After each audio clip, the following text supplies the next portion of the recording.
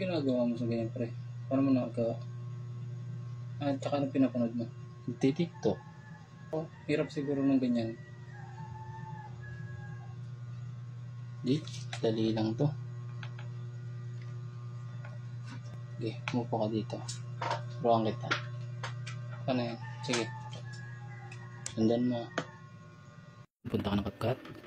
Then, new project. Piliin mo yung video natin dalawa kanina na mukha tayong tanga. Yan. Add one. Overlay.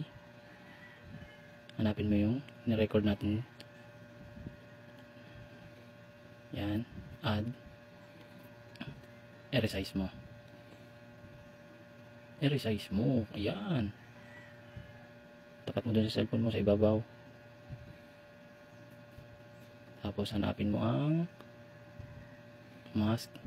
Horizontal. I-adjust mo. Yan. Pantay mo. Tapos yung arrow na yun, i-adjust mo.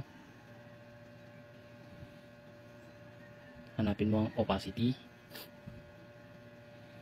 Opacity. Hanapin mo. Kakalto ka na kita eh. Adjust mo. Yan. Check.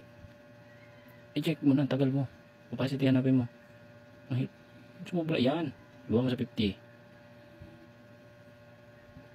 50 lang. I-check mo na. Ang tigas ng ulo. Tapos kapag gumagalaw yung cellphone mo, i-adjust mo yung video. Yan. Yung image na yan. Itapat mo kung saan kung gagalaw. Yan. Sige. Yan.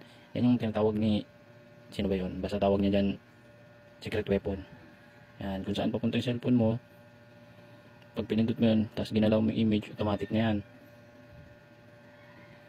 Ba't may pa-freeze ka pa dyan na nalalaman? Yan. Bilisan mo, putulin mo na yan. Ang ganyan lang yan. Putulin mo na. Delete mo. Yan.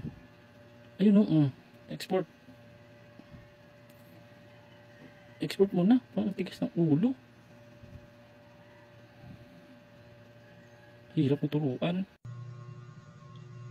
Ano? Awa mo? Dali lang, di ba? Ano?